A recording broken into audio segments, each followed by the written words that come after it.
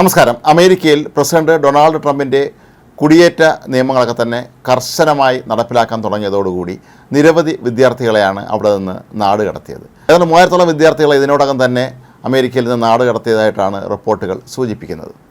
എന്നാൽ ഇപ്പോൾ കോടതിയാകട്ടെ ഇക്കാര്യങ്ങളൊക്കെ തന്നെ ശക്തമായ ഇടപെടൽ നടത്തി തുടങ്ങിയിട്ടുണ്ട്. ഒരു ഇന്ത്യക്കാരിയായ ഗവേഷണ വിദ്യാർത്ഥിനിയുടെ വിസ റദ്ദാക്കിയ നടപടി അവിടുത്തെ ഒരു ഫെഡറൽ കോടതി ഇപ്പോൾ റദ്ദാക്കിയിരിക്കുകയാണ്.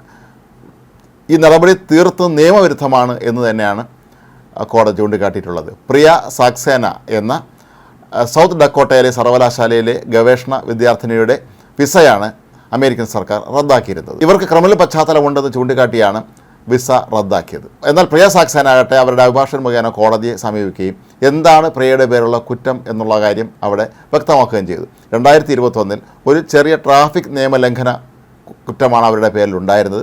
ഇതിന് പിഴ ചുമത്തുകയും ചെയ്തിരുന്നു. അപ്പോൾ അങ്ങനെ നിസ്സാരമായൊരു ട്രാഫിക് ലംഘനത്തിൻ്റെ പേരിൽ പിഴ ചുമത്തിയാൽ അതെങ്ങനെ ക്രിമിനൽ പശ്ചാത്തലമാകും എന്ന ചോദ്യമാണ് അവിടെ ഉയരുന്നത്. ഇത് ഈ വിദ്യാർത്ഥിനിയുടെ ഭാവിയെ തന്നെ ദോഷകരമായി ബാധിക്കും എന്നും സർവകലാശാല കണ്ടെത്തിയിരുന്നു. കഴിഞ്ഞ മാസമാണ് ഇത്തരത്തിൽ കോടതി ഉത്തരവുകൾ പുറപ്പെടുവിച്ചത്. അതുകൊണ്ട് തന്നെ പ്രിയ സാക്സേനയ്ക്ക് അവരുടെ PhD പഠനം പൂർത്തിയാക്കാനും ഇപ്പോൾ ഈ മാസം 10-ാം തീയതി നടന്ന ബിരുദദാന ചടങ്ങിൽ പങ്കെടുത്തവർക്ക് അവരുടെ ഡോക്ടറേറ്റ് ഏറ്റുവാങ്ങാനും സാധിച്ചിരുന്നു. അതല്ല വിസ റദ്ദാക്കിയ നിമിഷം തന്നെ അവരെ നാട് കടത്തിയിരുന്നുവെങ്കിൽ അവരുടെ പഠനവും മുടങ്ങിപ്പോകുമായിരുന്നു. അമേരിക്കയും പല രാജ്യങ്ങളും തമ്മിലുള്ള വിദ്യാർത്ഥികളുടെ ഈ കൈമാറ്റ രീതി അനുസരിച്ചാണ് ഇത്തരത്തിൽ പ്രിയ സാക്സേനയ്ക്ക് ഇന്ത്യയിൽ നിന്ന് അമേരിക്കയിൽ ഗവേഷണത്തിനായി അവസരം ലഭിച്ചത്. പക്ഷേ ഇത്രയും നിസ്സാരമായ ഒരു കുറ്റത്തിന് പ്രിയ സാക്സേനയ്ക്ക് ക്രിമിനൽ പശ്ചാത്തലമുണ്ടെന്ന് ചൂണ്ടിക്കാട്ടി അവരെ നാട് കടത്താൻ ശ്രമിച്ച സർക്കാർ നടപടിയെ കോടതി അതിശക്തമായി തന്നെ വിമർശിച്ചിട്ടുണ്ട്. മാത്രവുമല്ല, പ്രിയ സാക്സേനയുടെ അഭിഭാഷകൻ പറയുന്നത് ഇത്തരത്തിലുള്ള വിദ്യാർത്ഥികൾ അമേരിക്കയ്ക്ക് ഏറെ ആവശ്യമാണ്.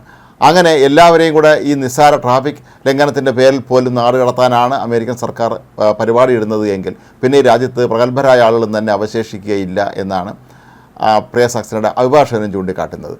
ഇത് അമേരിക്കയിൽ ഏറെ ചർച്ച ചെയ്യപ്പെട്ടൊരു വിഷയമായിരുന്നു. എന്നാൽ നേരത്തെ ഫലസ്തീൻ അനുകൂലികളായ അതല്ലെങ്കിൽ ഹമാസിനെ പിന്തുണയ്ക്കുന്ന നിരവധി വിദ്യാർത്ഥികളെ കോളേജുകളിൽ നിന്ന് പുറത്താക്കുകയും നാടുകടത്തുകയൊക്കെ തന്നെ ചെയ്തിരുന്നു. പക്ഷേ അതിനോട് കോടതി ഉൾപ്പെടെയുള്ളവർ ആരും തന്നെ എതിർപ്പ് പ്രകടിപ്പിച്ചിരുന്നില്ല. കാരണം ഒരു രാജ്യത്ത് നിന്ന് പഠിക്കാനായി അമേരിക്കയിലെത്തുന്ന ആളുകളെ സംബന്ധിച്ച് അവരവിടെ പഠനം പൂർത്തിയാക്കി പോവുകയാണ് അവരുടെ ലക്ഷ്യം.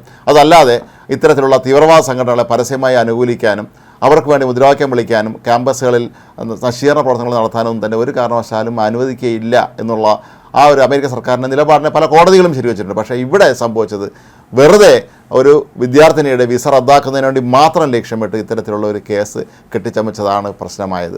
ഏതായാലും കോടതിയുടെ വിമർശനം അമേരിക്കൻ സർക്കാരിനെ സംബന്ധിച്ചിടത്തോളം വലിയൊരു തിരിച്ചടിയായി തന്നെ മാറും. നാളെ ഒരുപക്ഷെ മറ്റു പലരും ഇത് ചൂണ്ടിക്കാട്ടി കോടതിയെ സമീപിക്കാനുള്ള സാധ്യതയും തള്ളിക്കളയാൻ കഴിയുകയില്ല. 27 ഫെബ്രുവരി വരെയാണ് പ്രിയ സാക്സേനയ്ക്ക് അമേരിക്കയിൽ വിസ കാലാവധിയുള്ളത്. ഇപ്പോൾ PhD പൂർത്തിയാക്കി കഴിഞ്ഞ സ്ഥിതിക്ക് അവർക്ക് വേണമെങ്കിൽ അമേരിക്കയിൽ തന്നെ പോസ്റ്റ് ഡോക്ടറൽ കോഴ്സിന് വേണമെങ്കിലും ചേരാവുന്നതാണ്. പക്ഷേ ഇനി അങ്ങോട്ടുള്ള ദിവസങ്ങൾ ഒരു പക്ഷേ ഇവർ അമേരിക്കയുടെ ആഭ്യന്തര വകുപ്പിൻ്റെ കർശനമായ നിരീക്ഷണത്തിലായിരിക്കാൻ സാധ്യതയുണ്ട്. അതുകൊണ്ട് തന്നെ ഇവരുടെ ഭാഗത്തുനിന്ന് എന്തെങ്കിലും പിഴവ് ഇനി സംഭവിച്ചാൽ അത് ചൂണ്ടിക്കാട്ടി ഇവർ ഗുരുതരമായ ക്രിമിനൽ പശ്ചാത്തലമുള്ള ആളാണ് എന്ന് പറഞ്ഞ് വീണ്ടും നാട് കടത്താനുള്ള നീക്കങ്ങൾ ഒരുപക്ഷെ അമേരിക്കൻ സർക്കാർ നടത്താനുള്ള സാധ്യതയും തള്ളിക്കളയാൻ കഴിയുകയില്ല.